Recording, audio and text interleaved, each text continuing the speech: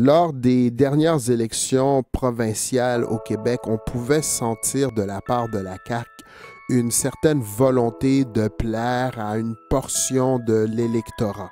Ceux qui croient que la culture ou qui ont l'impression que la culture québécoise de souche est tranquillement en train de s'effriter. Donc, ceci étant dit, la CAQ a déposé son projet de loi sur la laïcité de l'État québécois. Le projet de loi, vite, sans rentrer dans les détails, consiste en quelques règles quand même assez précises. Le Buzz avec James. Premièrement, ce projet de loi interdit le port de signes religieux à tout employé de l'État en position d'autorité. Donc, les gens qui sont touchés sont, plus particulièrement, les agents de la paix, les avocats et notaires de l'État et les directeurs et enseignants liés à une commission scolaire. Il y a une clause de droit acquis pour les agents de la paix, procureurs, juges, gardiens de prison, directeurs et enseignants d'écoles publiques de continuer d'afficher leurs symboles religieux. Donc, si vous comprenez bien, le projet de loi ne va pas en détail dans le rapport qu'entretient l'État et la religion. Elle ne reste qu'en superficie et semble vouloir se concentrer un peu plus sur les signes religieux. Le financement des écoles religieuses au Québec, ça, le projet de loi n'en fait pas mention.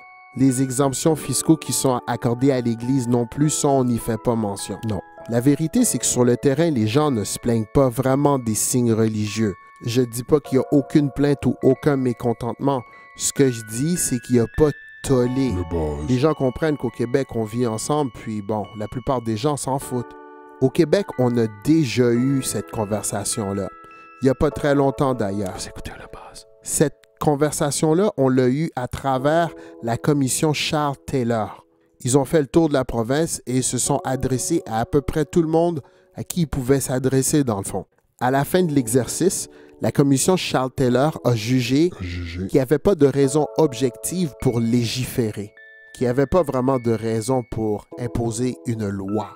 Est-ce que le projet de loi va passer le test? Le Buzz avec James. Nous sommes plusieurs à se le demander et ils ne sont pas complètement fous ceux qui sont sceptiques.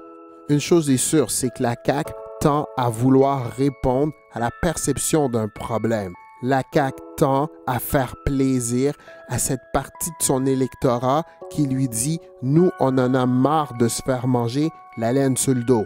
Un peu comme le fait notre ami Trump. Vive le Québec. Après la loi, Le Buzz. si la loi passe, bien sûr, il va y avoir l'application de la loi. Et ça va être un exercice douloureux. Je vous conseille d'aller vous renseigner un peu sur Google, faites le tour et allez vous renseigner sur ce projet de loi. De la CAQ. C'est important de savoir ce genre de choses. Le but n'est pas de se plaindre dans les conversations de salon et dire « je suis ci » ou « je suis cela »,« je suis contre » ou « je suis pas ». C'est vraiment de comprendre les raisons qui amènent le gouvernement à vouloir légiférer et aussi pourquoi certaines personnes dans la population ne sont pas d'accord avec ce projet de loi-là. D'après moi, c'est sûr que le débat de la laïcité cache quelque chose d'autre. On n'est peut-être pas encore mature en tant que société pour avoir cette conversation-là face à face, mais il est sûr que sous le masque de la laïcité se cachent des sentiments peut-être tels la peur ou le racisme, l'incompréhension, j'en ai aucune idée. Mais bref. Le mot de la fin. Bref, j'espère que ma capsule vous a un peu aidé à comprendre le débat de la laïcité avec la CAQ, bien sûr.